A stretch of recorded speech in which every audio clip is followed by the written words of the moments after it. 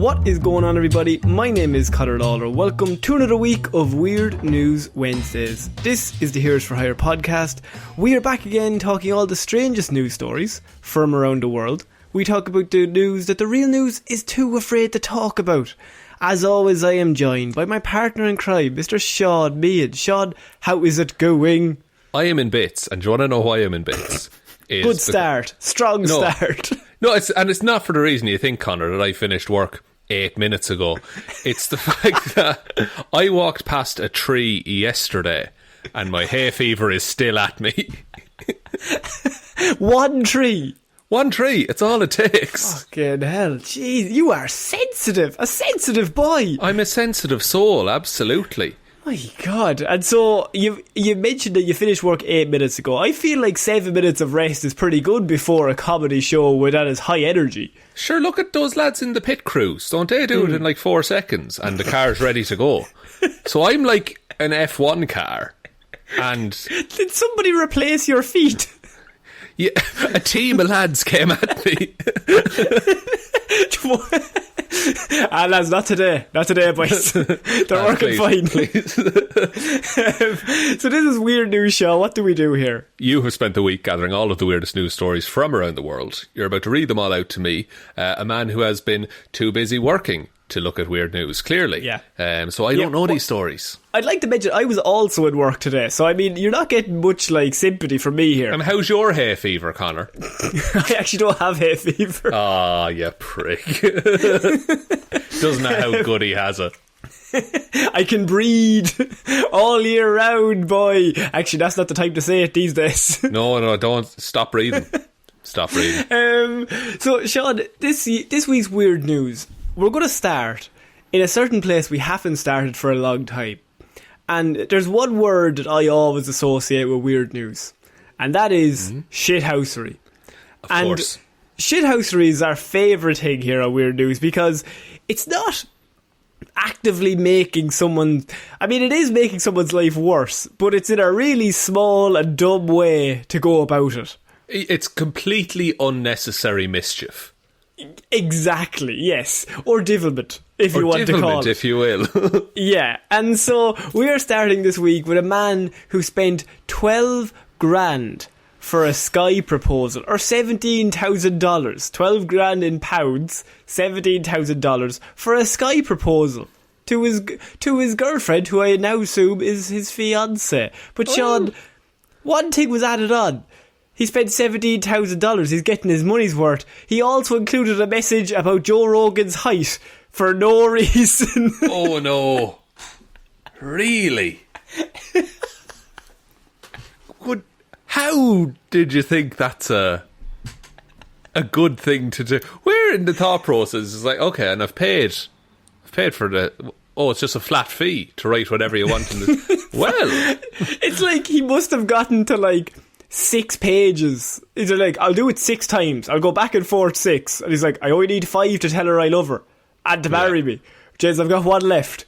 What could I say if I only had 1 line to say in my whole life? What do I feel strongly enough about that I need to pay you to fucking put in the air by? What do I want every fucking upward looking member of my community to see?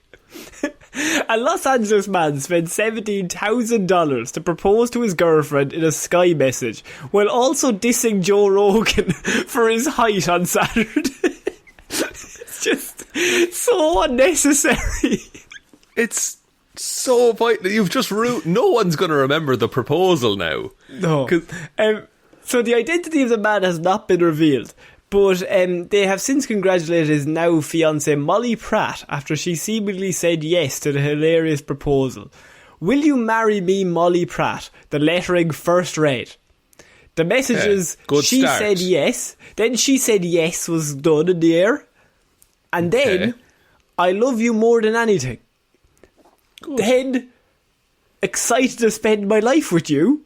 So far, gorgeous. Fucking testament to this skywriter, by the way. They are a nightmare. You finish a sentence and then you go, fuck, I may wait till it leaves. Go back around again. Is your man like radioing up to him, being like, yeah, go to line 2? No, I think this must be set up beforehand, because I think it's done by computers, that they release the release the things at the right time. Right. Oh, it's not a man doing several dozen loop-de-loops one after another. Now, look, I don't know, right? I'm definitely not an expert in this area, but I'm assuming this probably done by computers. But he says, excited to spend my life with you. Then he says, until death do us part. And these each appeared in turn in the air over LA, Shaun. Right. I think that's a lovely message. Oh, absolutely it is. Like, he started really well, but you've told me how this goes.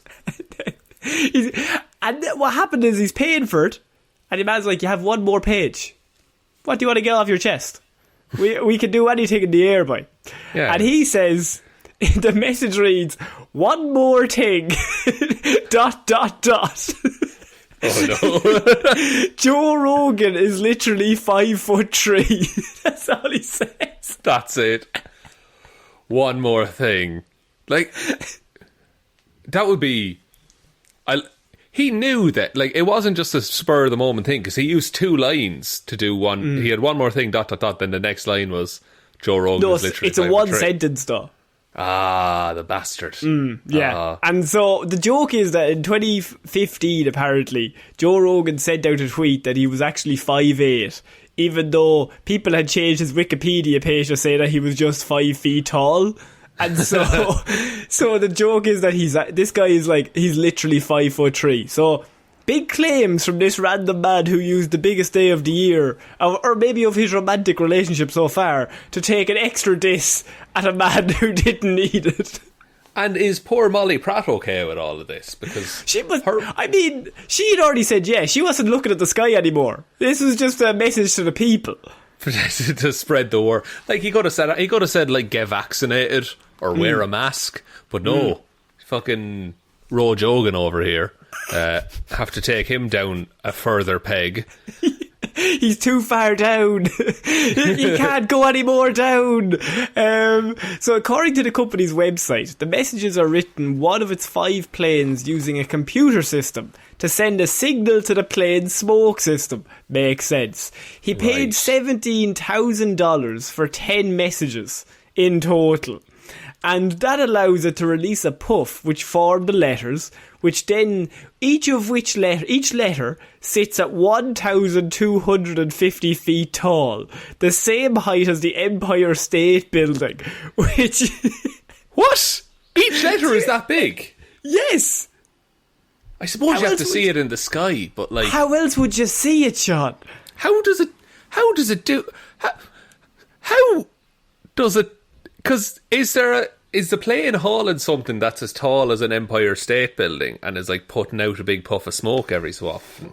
Or is it several lines? I think it's several lines. I'm baffled by it. Any skywriters out there, let us know.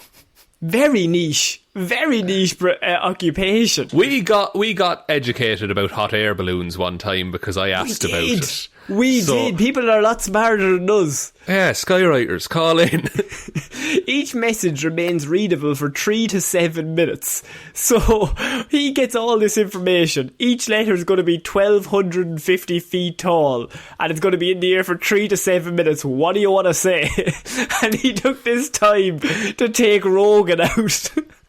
I wager, right, if you gave me $17,000, I would have a much better proposal than skywriting.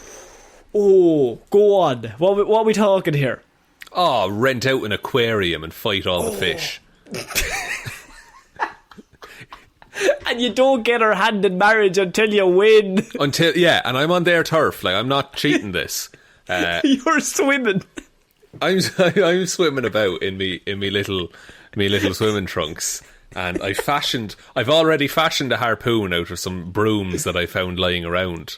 Yeah, some said you should have probably just brought a proper harpoon. You said, I'll do it on the day. No need to fucking panic buy. Because I'm in this for the love, not for...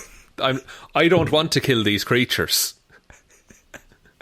These creatures, I mean, I'm going to their turf. That's fair enough. But I feel strongly that I want her hand in marriage, and I'm willing to do this. And she's just like, Shaun, I said yes, shut up.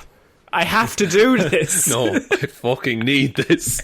So we once went to an aquarium, me and my girlfriend, and there was a crab that was as big as her. And I think that's where... Why would you bring that up? She's only 3 foot tall. That's really sad. That's actually shocking to bring that up. No, it's nothing wrong with being 3 foot tall. That's all I'm saying. No. She's 5'3" as well. Literally. Like Joe Rogan. Very same height. So I'll fight the crab. She can fight Joe Rogan. It's an even trade. Oh, it's a tag team match now. Oh yeah. Like Legion of Doom kind of style. She doesn't want to be involved, but you're like trying to give her a hot tag so she can come in and clear house. And the crab is doing the same thing with like an octopus beside him. And you're just like, that's not fucking fair. He has 8 tags he can use. That's hardly fair, lads. You're but like crawling. Coming out of my mouth. You're like crawling, trying to make the tag. And I just get dragged back along the sand. Why did I think this was a good idea? I should have gone with the Skywriter. So Shaun, what are our thoughts on this one guy that has gone about this? Because I feel like nobody knows who he is. Well, we know that his wife, or his future wife, is called Molly Pratt, so we can kind of deduct, unless she has several men on the go, I can only assume. But his name has not come out, and the question becomes here is, if you had $17,000 not to fight in an aquarium, what exactly would you write?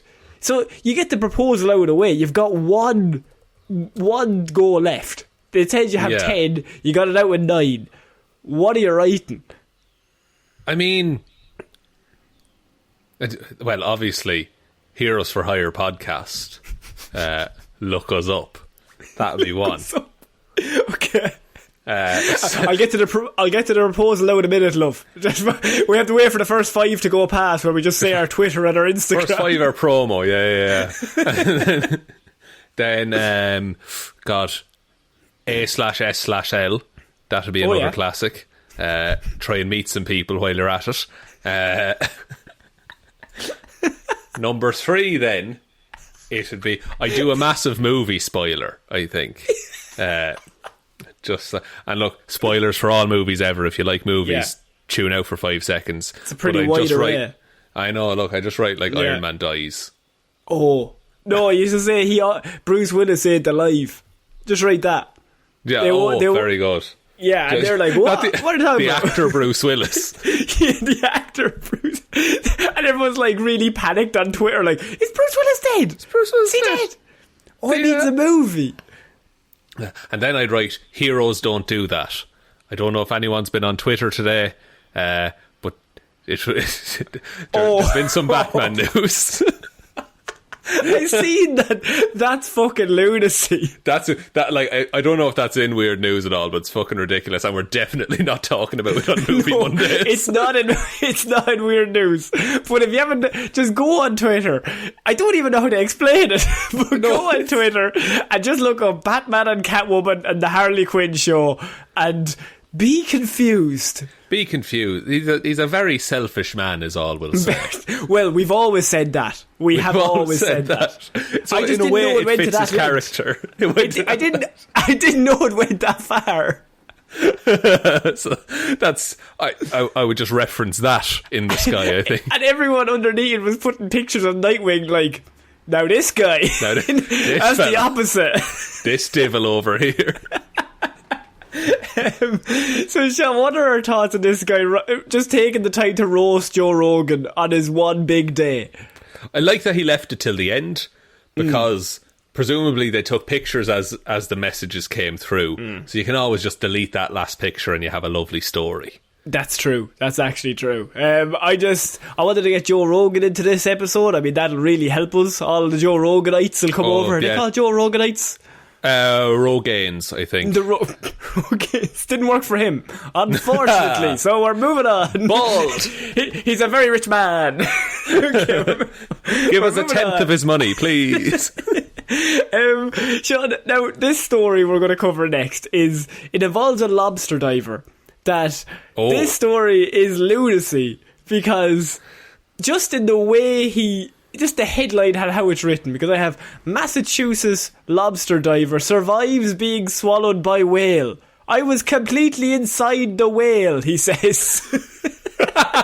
Lads, I'm not talking about some half-hour swallowing here. It wasn't waist up or waist down. Fucking whole thing. I was all the way in there, boys. You know your man, Geppetto? Well, fuck me, I know how he felt. So, a commercial lobster diver says he was swallowed whole by a whale off the Massachusetts coast Friday, but made it out alive with only minor injuries following the life and death encounter. This man, by the way, is both the unluckiest and luckiest man to ever live to survive this. Because I was thinking, like, whales don't eat with, like, big mouths open. They have bristles for teeth and they just suck water in through it and get plankton and shit.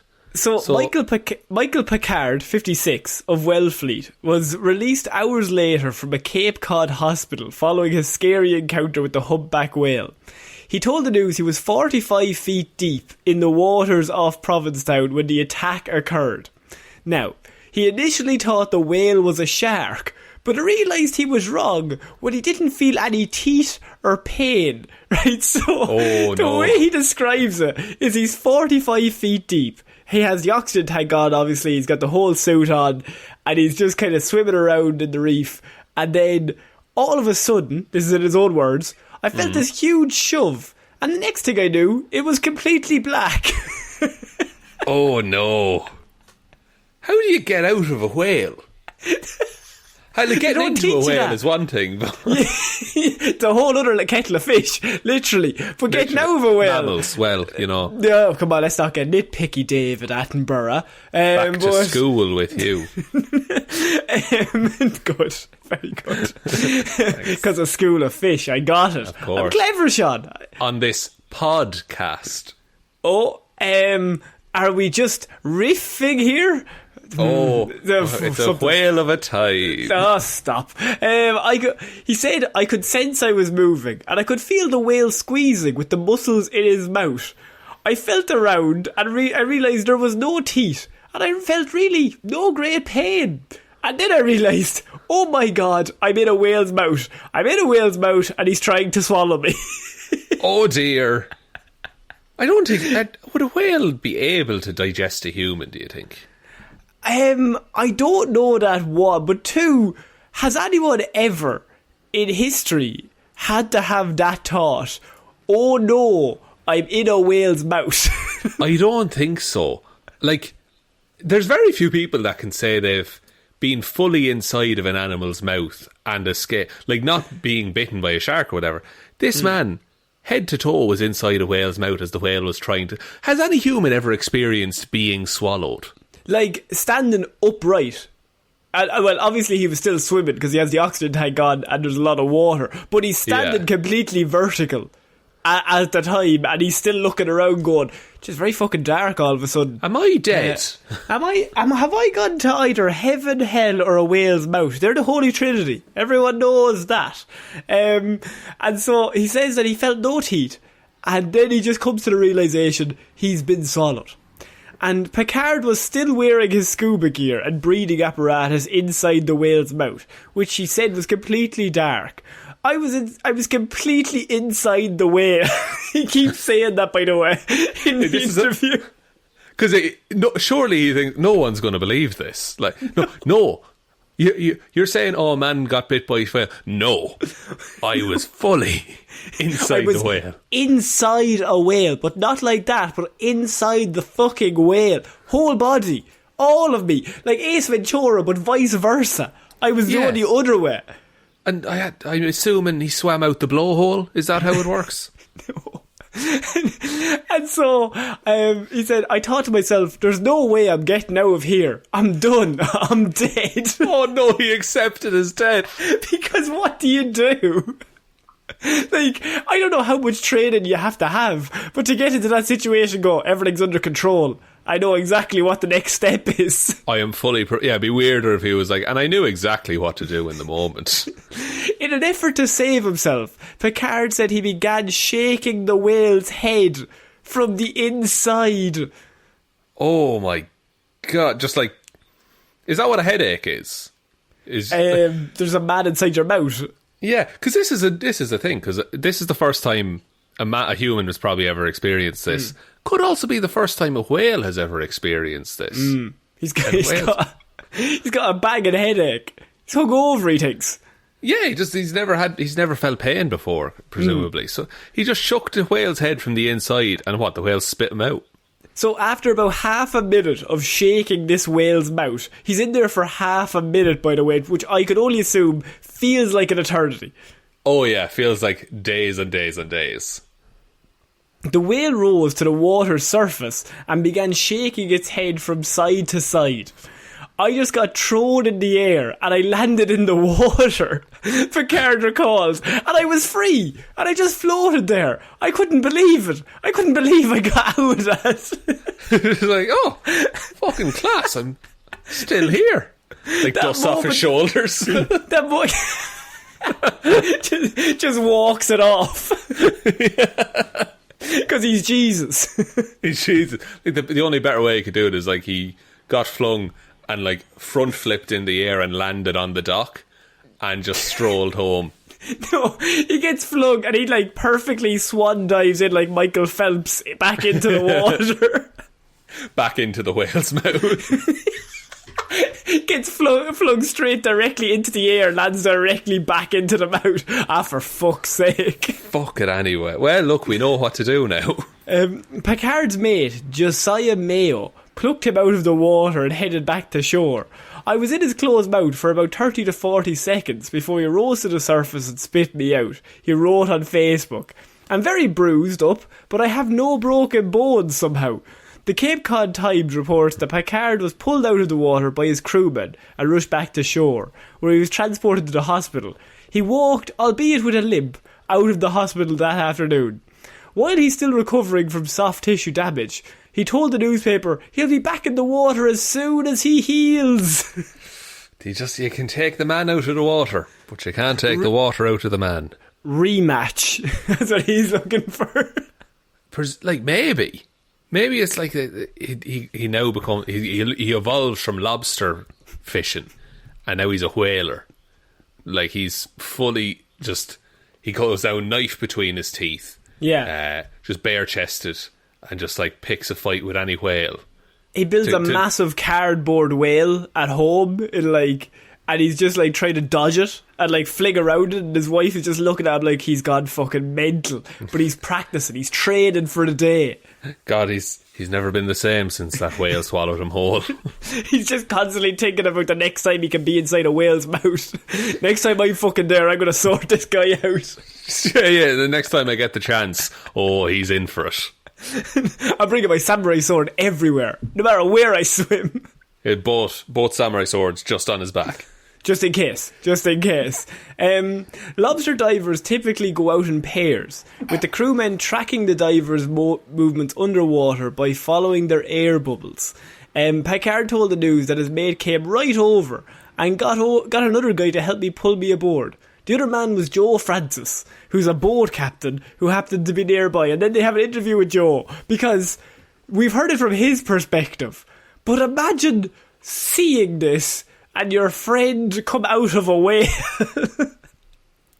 It is a story for the ages. Because the whale came up and then just spat out a man, as far as they're concerned. He says Mike is shocked currently. And so, Joe, I should say. And Joe says, I saw Mike come flying out of the water, feet first with his flippers on, and land back in the water 40 yards to the left of me. I jumped aboard the boat, we got him up, got his tank off, got him on the deck, and calmed him down. And he looks me right in the eye and he goes, Joe, I was in the mouth of a whale. Joe, you're a man who likes a story. Come here and listen to this one. Would you like a fucking anecdote for all time, Joe? Here we go, come here to me. I was just inside that whale.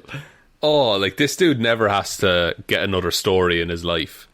Like he is set on that. So I feel like this might be the worst day anyone's had for quite a while. I think so. Like, well, look, I'm sure there's been some bad days over the last year or so, Connor. How do you explain this to your family? What's the call home like afterwards? How was work, honey? Well, I'm in the hospital. Jay, what happened to you? well. I was assaulted by a whale. No, like I think that's a genuine case where you would start the call with, "You're not going to believe it." Yes. But I need you to believe it because I need someone else to believe this. Oh, the only two other men that believe it are the lads on the boat that see him flung out of the water. Yeah, and they're all just like, "Oh, lads, please believe him. He needs this." He came out flipper first. Do you know how hard that is? Yeah, you can't often emerge from the water feet first. No, he had to be fucked out from a whale. That is absolute. That's a nightmare. I don't think you properly get over that. Fair play on getting back in the water. Yeah, I why is he going back? I would never step foot in water ever again. No, never. The fucking whales will get you. Unless it gives you a sense of invincibility. That you can't be defeated. What's the worst that could happen here today? I've already been eaten by a whale. I would be really terrified if I knew, like, I had had some interaction with an ocean animal and I immediately felt no pain. Because I'm like, oh no, this has gone very wrong. I'm either dead or can't feel my body. Or, yeah, it's going to get worse. The feeling is, it might be okay for this split second, but 10 seconds from now, it's going to go fucked. Yeah, it's going to be agony. Like, do you think the whale is having a similar conversation with, like, his whale family? I had a whole dude inside my mouth. It's not right, man. He was pushing my head from the inside. Like, that's a fucked concept. What are they doing down in the cafeteria?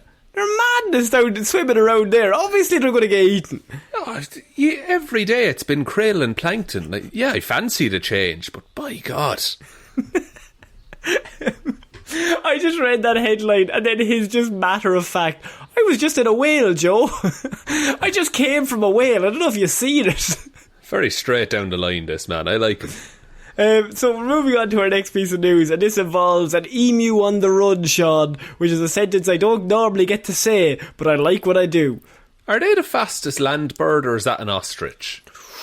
Look, you're David Attenborough, you tell me, or more likely Google will tell you, and then you will tell us. Well, it's apparently a peregrine falcon, but that's a flying bird. That doesn't count. Fastest running bird. The fastest running bird, the cheetah.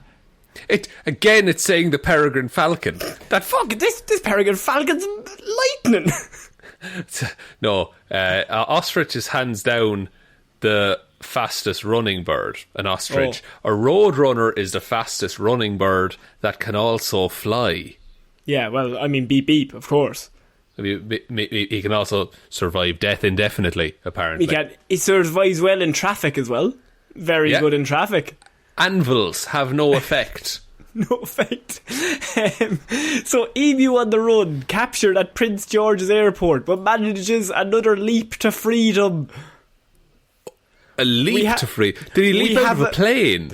Shaun, we have another animal on the run that is still on the run. This is a mystery. They caught him, and he somehow still escaped. That is...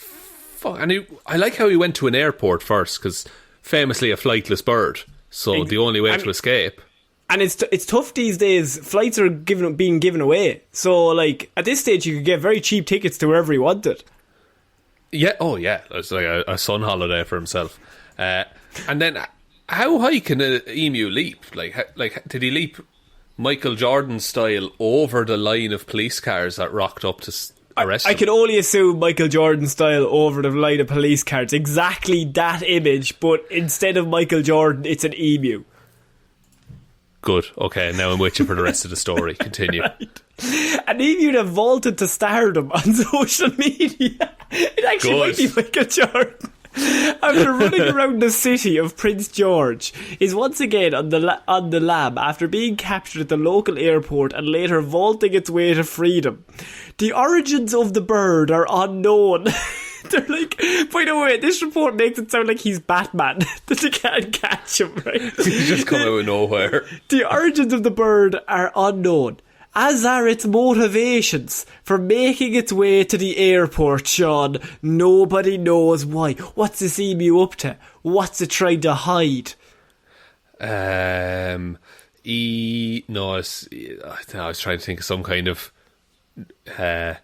illegal activity that an emu could be involved in, but I came up blank. Could be as simple as he just can't fly, as we've mentioned. He's getting to the airport. What's the one place you'd go? Oh, what if this emu has it's like a movie and he's been given 24 hours to live, right? And the one thing he's ever wanted to do is fly. And he thinks, God, I know how to do it. I understand aviation. Yeah. I understand the ticket booking and passport process. And the visa. I have the visa. Have that now for the weekend. I've got a J1 now for the summer. Going off. Going off on a J1 with his friends. However, the emu was also seen practicing, Shaun, you could say, because he was seen running alongside a train at one stage as well. What? He's trying to be Superman. And spotted in an industrial section of town Monday morning, before making its way to fields surrounding the airport, where it was briefly captured before making its escape a second time. Prince George Airport Authority Community Relations Manager, fucking hell, Chrissy Berry, spent her morning working on a plan to trap the bird by monitoring Facebook posts tracking its movement.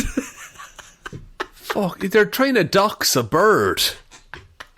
Wow, what do you work on to trap it? Like, do you just have a big net on one side and then we've got the marbles on the other side? If it tries to come in that way, boss, it's fucking going straight down. What if they have the only protocol they have for something on the run is a car? So they've laid out like spike strips and like road barriers and shit like that, and they're just trying their best. And tracking its movements on Facebook. That's hardly up to date reporting.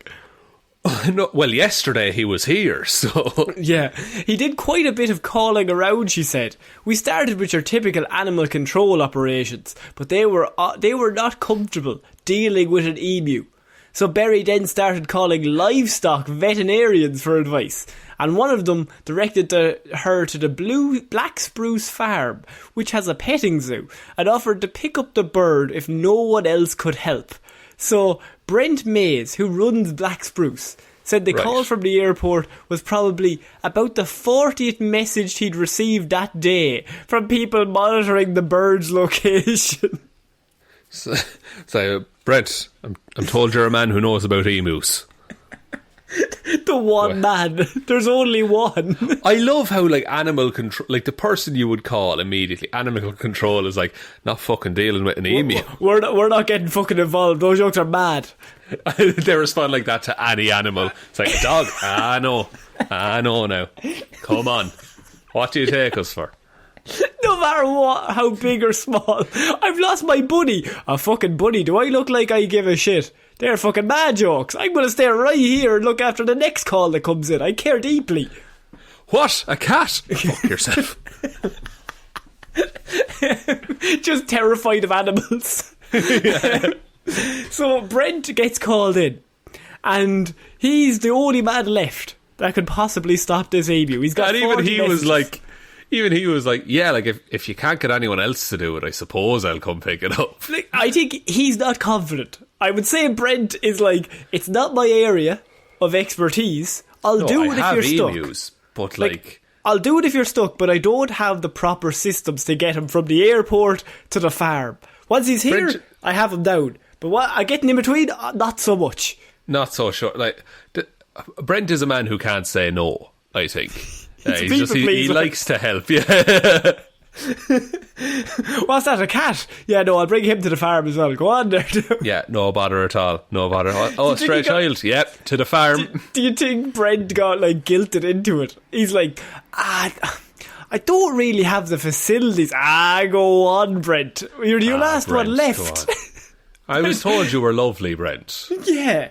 Brent, you will think you're cool if you do. You'll get to join our gang if you do this one favour for us. Or they just gaslight him? Just no, Brent, you already said you would. Yeah, you committed to this. Do you remember I texted you there earlier on today after the 30th message, and you said no bother.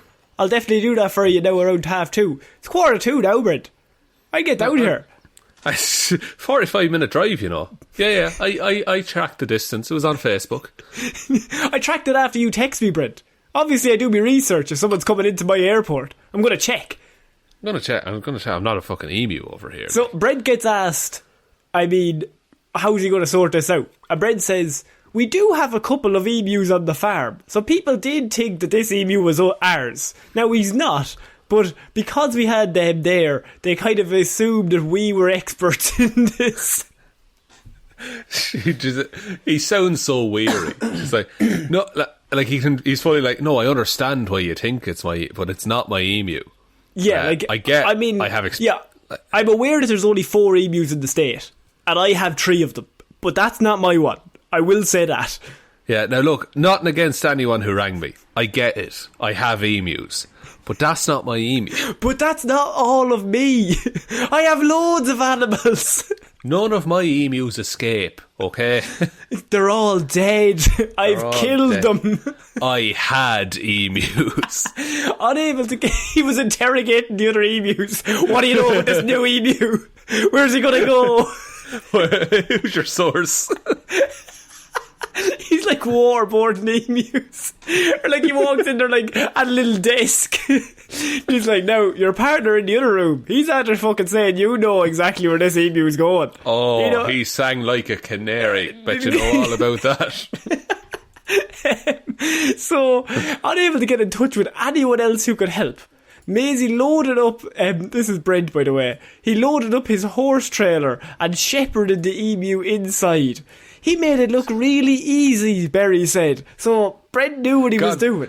It's just like, Brent, you're so good. Oh, you make it look so easy, Brent. Once on the road though, Shaun, so he's got the emu locked up. It's trapped, but it's not in an emu cage. Is there such a thing? If not, there clearly should be after this story.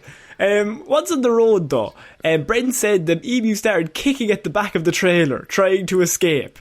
He said he keeps his own emus in a specialised pen, but said the birds are territorial, so it wouldn't be safe to introduce one in a panic state to a new environment, especially without getting a vet check for a communicable diseases first. Communicable. That's a good word. Diseases that can pass between emus. Yeah, correct. Yeah, I know what it means. And you know what? A lesser man than Brent might not have thought of that, Connor. And even some men that just go, bring him to the farm. We'll drop him there. Brent is like, no, I don't want him to kill any more emus. Yeah. This one's a serial killer emu. Well, no, Brent has already killed some emus, but this he's other like, that's emu my job. He's a threat. What Brent has done here is that, and I hope this isn't like libel or slander or anything like that. Yeah, no, it definitely is, but go on. Oh, right, fair. So he's arranged some kind of gladiatorial arena for emus. Mm-hmm. I assumed. And he's whittling them down to find the prime emu, if you will. And when he does, he will teach it to fly. Exactly. Like he's selectively picking the strongest emu so that it can learn to fly. Well, this one has been training, like Rocky, running alongside trains. Yeah, like old school fucking, like in The Incredibles. Like he's just training in the train yard. And so he, as he said, he keeps them in a specialised pen. And so we put it in the horse corral, which was not very effective, says Brent. The emu managed to hook its foot on the bottom rung and used it to launch itself to freedom a second time, Shaun. He escaped from the horse box. He did. Well, I mean, it's not an emu box. It's not an emu box, that's true. That's very true. And so Brent is now, the problem with this is that Brent is now dragged in, right? Brent's now in charge of the emu. Even though he didn't even want to do this in the first place, he's now leader of the pack to try and track this emu down. You were the last one who had him, Brent. Like, it's now on you. So now he says that he has to actively watch Facebook pages for the bird. Which he's dubbed Dora the Explorer. Good name for an emu, but I mean, this man he's now lost all of his evenings just searching for emus. Like, but also operating a petting zoo. Like, he had a petting zoo, he had it all going, but now he's been dragged in. He thought he was retired, but they dragged him in for one more job, and now he's too far in. Yeah, he can't just give it up now. He's up at 3 in the morning and like his wife or his husband is in the bed beside him. Brent, please go to bed. He's got the laptop open beside him, the light shining on his face, like, just one more post. Somebody's going to see him. He's got like the Brent cave and there's just screens and screens, like searching for emus, zooming into Google Maps, all that kind of shit. Oh, emu! No, just another person. Fuck's sake. Damn it. Oh, I forgot to filter out ostrich. Fuck. Every zoo. Just like, it's currently scanning all of Africa for an emu. I think it got a flight there. Yeah, even if the emu leaves the country, Brent has to go get it. He's just in charge and he doesn't care anymore. He's just like, this has ruined my life. All I said I'd do a favour. Just one day, and now I'm stuck tracking this just uncatchable killing machine. It becomes like this mantle that's passed down from father to son. Oh, yeah. It's like, oh no, we have to find the emu. Oh, he's probably dead by now, Dad. It was 90 years ago. Find his bones. And the scanner's still working, boy. It's still in the room, looking for everyone. And it goes like 10,000 years in the future, and there's this cult developed around the scanner that's just always looking. Just always looking for the emu. It's like the machine on the island on Lost. You have to press a button. Press a button to keep the search going. But he said that the bird... it's very easy for it to survive on its own in the woods, especially over the summer months, living on wild plants and bugs, covering long distances in short periods of time, much faster than Brent can. So how is Brent meant to catch this emu? Yeah, you have to start anticipating its movements and go where it's going. And it ends, by the way, in just the best way to end this story. And it says, he said there was one sighting a few blocks from his property on Monday night, but by the time he got there, the bird was already gone, Shaun. And it ends with one line from Brent, and he says, we don't know where he is. And we may never, Brent. We need to come to terms with that. In a way, he's with us all the time. He's putting up posters around the town. Have you seen this emu? Call Brent. And it's like a picture of Bigfoot, like half turning. What if the emu is like it was near enough to Brent's house? Like, what if he's trying to get revenge? Put Brent in a horse box.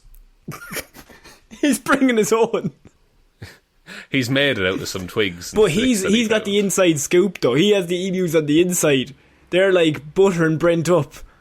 Yeah, making him trust emus. But it's all been a big ploy. He was around that area on Monday night. Like, he's gone up to just the edge of I'm assuming, like, the wired fence.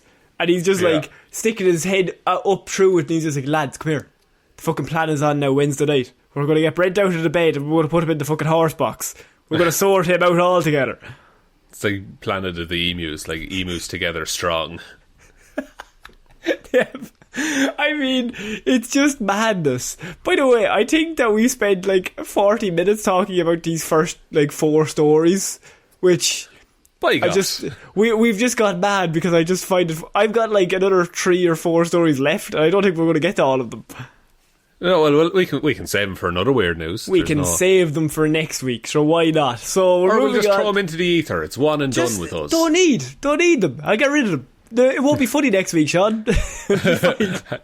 And now on to our last story of the evening. Moving on to our next piece of news, and this is: woman found living with partner next door to family 11 years after disappearing. What? Woman found living with partner next door to family who thought she went missing 11 years before. That is... Did she know that they thought she was missing? Yes. And she did nothing to help. A teenager who went missing in 2010 has been found 11 years later, living a few hundred metres away from where her family live. Sajita was just 18 when she disappeared from her home in India over a decade ago, with her family having given up hope of her return. However, it turns out she had been living just 500 metres away with her boyfriend at the time. According to the Indian Express, the man's mother also lived with him, but was unaware his partner was in the house because he insisted on keeping his bedroom door locked for the last 10 years. So did she just hang out in the bedroom for 10 years? Yes. Was this all okay? Like, did she want to do this? Yeah. No, she wanted to go with him and faked a getaway, and we've only just discovered she spent 10 years in his bedroom. That's fucked, man. Like, Go on. I was just like, there's no one in the... I suppose the mother didn't know either. Like, nobody 10 knew. Years? That's wild. That's how I'm gonna like hide from this podcast one day. I'm just gonna be ringing you. Leave. And I'll be in your house. You'll be beside me, and I just can't see you. Sajita reportedly kept herself entertained by watching a small TV, using headphones to prevent her partner's family from hearing her. How much TV can you watch in 10 years? Yeah, I mean, it's been a good 10 years for TV, let's be honest. It's been the strongest. If she has HBO Max, she's away with it. But do you not, like, cough or sneeze or fucking have to use the bathroom in the middle of the day? Raman's family had recently been trying to find a wife for him, and while he didn't reject the idea, his brother Bashir said he would evade the issue constantly. They're like, we're trying to get you a woman. I don't need a woman. I have myself, also secretly a wife, in my room. So you keep that under your hat now. His brother says that sometimes he even behaved like a mentally deranged person if someone tried to get into his room. So, like, if they tried to open the door, he'd have to just go mad to keep them distracted. Was he never, like, out of the house and someone else just like, what does he hide in his room? He was, but he locked the door. My God.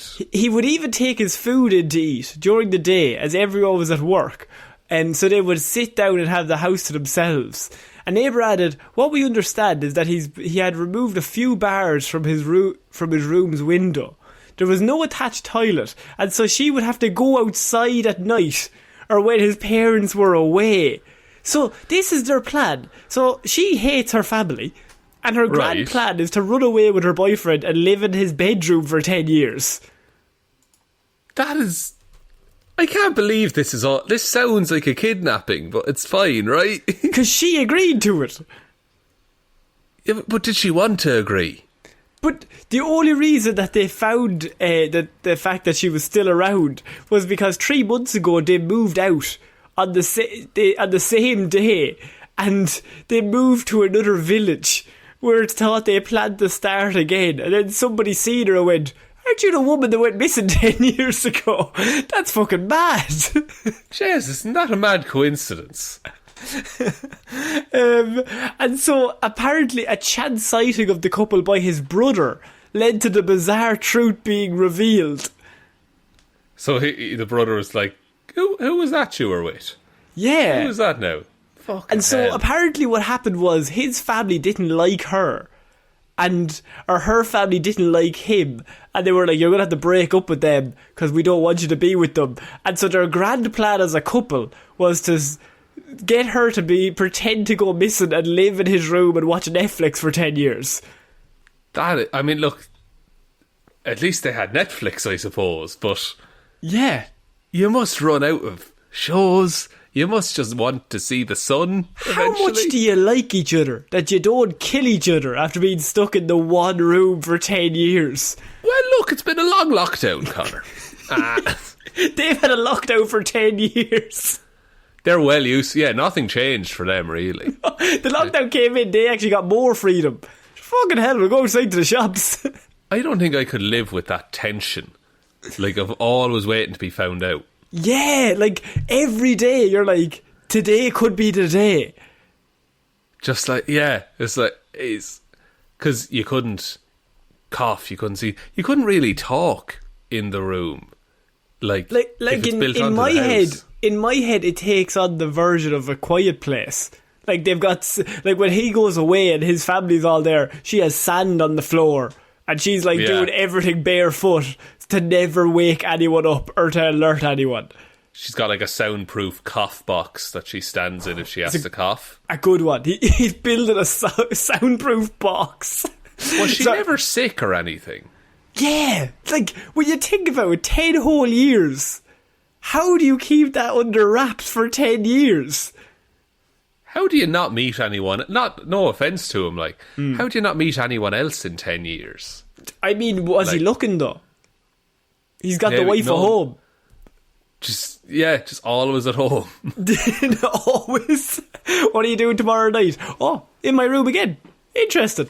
Okay. Yeah, God, like that they must really love each other. They must really love each other. I'm really unsettled by this whole story. I just read that, I was like, that's lunacy. But also, like, they must have really loved each other. Yeah. I'm really uncomfortable with that whole setup. The concept of that is wild to me. I like the idea that, like, he's having the chats with his family outside, and they're like, we've set you up on a blind date with like another girl there, and he's like, no need, I have no interest.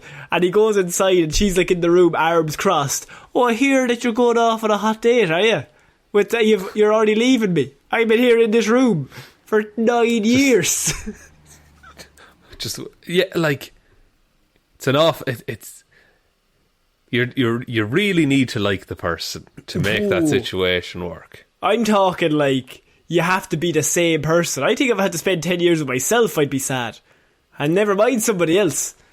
Yeah, look at Tom Hanks in Castaway. Like, he was sad and he had a volleyball. And Tom Hanks was the loveliest man before he went. He's an absolute delight of a human.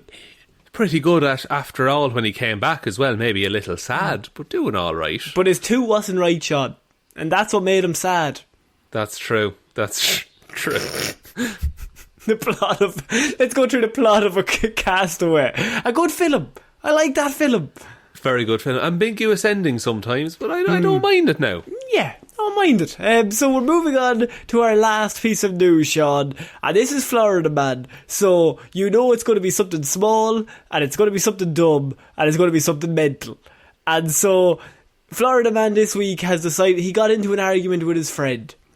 And right. He got into an argument over a TV remote. And so, in any other walk of life, an argument with a friend over a TV remote would end in maybe a punch-up. Maybe, at the extreme, a punch-up. Maybe some words would get thrown. Maybe something like that. Because this argument happened in Florida, which means it's a slightly different sort of cesspool. Different ground rules, yeah. Because the natural progression of the argument would in Florida be argument over TV remote ends with Florida man stabbing friend with samurai sword. It's the second time in as many weeks, I think, that we've had a Florida man with a samurai sword just ready to go. They're masters of the blade, Shaun. It's very true. I also don't think you can use the word friend in that headline anymore. I think it turns very quickly into he's an acquaintance at best. He says, we have history. A fight over a TV remote ended with one man stabbing another inside an apartment in Tnetennba in Florida. Police arrested Christopher Glynn, 54, on Monday. Investigators were called to an apartment at 2205 Knox McGrew Drive, everyone's third favourite drive, behind the movie and a sunset. And so, for reports of stabbing... they found the victim outside of the apartment with stab wounds to his left arm and his left leg. Officers offered first aid before taking the man to meet medical personnel. Investigators described his wounds as non-life threatening. Officers said Glynn was still inside the home when they arrived, and they made contact with him through a landline. And he advised officers that he was unable to walk out of his apartment because he did not want to. See, I can't do that, officer, for the simple reason I don't feel like it. Go fuck yourself. Officers went into the apartment instead, and they said they found Glynn sitting on a couch with a sword and a wooden scabbard next to him. Okay, he's got the full setup, this guy. Glynn was cuffed and read his Miranda rights, but investigators said he then confessed to the stabbing almost immediately, stating that if he had better aim, he would have gut him instead, because he was hogging the TV. So it's just because he was watching things that this man didn't want to watch. Nothing serious, no real general sense that violence should happen. The man was hogging the TV, so obviously you gut him until he leaves the remote on the ground. Why don't you, just tell the man to leave your house in that case? Just be like, come on. Give me the remote. Come on. Come on. I'll find something we both like. Now, if you don't mind, I'm going to get my samurai sword if you don't change the channel. That's the only explanation. Because presumably, he doesn't have the sword. Does he have the sword within reach of the couch, or did he have to go up, get it, and come back? I mean, I'm thinking a man of this kind of caliber, he has it strapped to his back like Deadpool. Oh, fair enough. Yeah, and I assume several scattered in key locations around the property. Oh, absolutely. You have to constantly be ready for a TV hog. They could pop up at anywhere, at any time. In any room, even one without a TV in it. What are you doing here? Watching TV? No, there's no TV. Ha ha! Slice! Police said they spoke with the victim at the hospital. The man stated he and Glynn had been drinking inside the apartment and that they were friends. The victim said they got into an argument over Glynn hogging the TV remote, which records show ultimately led to the stabbing. Glynn faces a charge of aggravated battery with a deadly weapon, Shaun, and he says that he would have done it again. I regret nothing, Your Honour. I will kill that man the second I get a chance. I mean, not guilty. Sorry, did I say I would stab and gut him and his family? I meant I didn't do it. I wasn't there that day, Your Honour.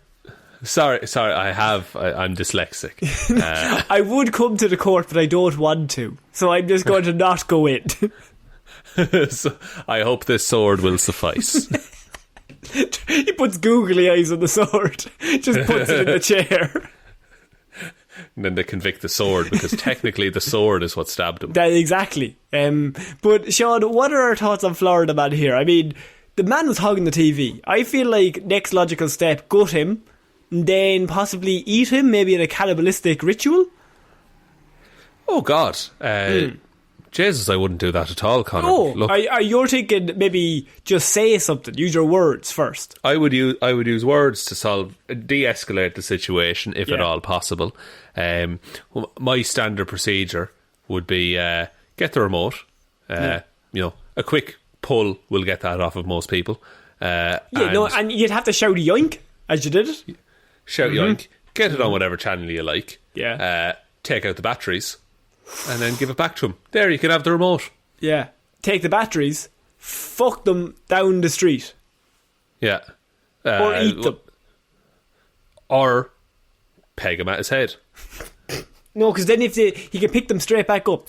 Glass of water, add a glass of milk, drop one battery in one battery in the other. Let's see the reactions as a science experiment. You turn this into a YouTube video, distract him, get some subs, get some mad ad revenue. He's suddenly on your side, Shaun. Suddenly Florida Man has a channel. 2 TVs by the end of this. 2 TVs. And we're going to get into slime next week. Oh, God, no. Do you know, I used to work in the toy shop / art shop. We had a slime making day. No and way. It was the worst day of my life, Connor. Do you remember when slime was massive on YouTube? Slime was the biggest fucking thing. You couldn't turn your head without getting slimed. Guys were millionaires from making slime. Yeah, from just fucking pouring. So it got to the point they developed special slime liquid that you just fucking mix that with some PVA glue and there's your slime. It's wild. This has nothing to do with any of these stories, but it is mad when you think about it. It is mad. And we had this slime day. We ran out of wet wipes. So everything was just so sticky and colourful. Kids are little fucking demons as well. Oh, and all the stock got slimy. Oh, it was awful. It was awful. You were playing with the slime, weren't you? No, I genuinely had an awful time. We had a Lego day another day, and that was class. That was a good one. Slime day. No, slime day is not for you. Shaun, I think Florida Man, if he continues to master the blade, I think this could end up more and more just random scenarios involving samurai swords. I mean, look, we found the person to hunt down our emu, at least. We can give Brent a bit of a break. And if that emu is still fucking watching Netflix, God fucking help it. Because that is game over. That's, yeah. Oh, yeah, you don't need a TV remote for Netflix. You can just cast that from your phone. Exactly. Like, have you ever tried to, like, when someone's cast it, you cast something so their thing comes off the TV just to annoy them? Do you know what that feels like, Connor? It feels like being swallowed by a whale. My laptop didn't like that. Oh no! It popped up with battery running low, as in like it was perfect timing to be like, fucking stop him, fuck's sake. Connor, that's a hilarious bit. Do you want to plug that in before the recording finishes? I think I should. It'll then give us another beep to say, wow, you've done well. Thanks for charging me. Oh God, I'll have a joke ready for that. So, all right, so I'm getting one ready, and this is going to be funny. This is going to be comedy. Okay. What's the fastest land bird that produces milk? Here we go. An emu. And the laptop didn't make any noise, but I will say it made a sad face. Do you know the paperclip came up just with a depressed face? Oh God, I've killed Clippy, have I? Jesus. Clippy. And he was not very good to begin with. I will say that. No, in many ways I did us all a favour. Shaun, would you like to take us out? Yes, thank you everyone for listening to this episode of Weird News Wednesday. We'll be back Friday with Hero or Zero, Monday with Movie Mondays, next Wednesday with another episode of Weird News Wednesday.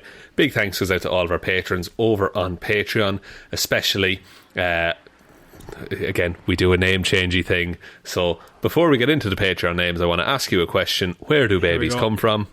Yeah.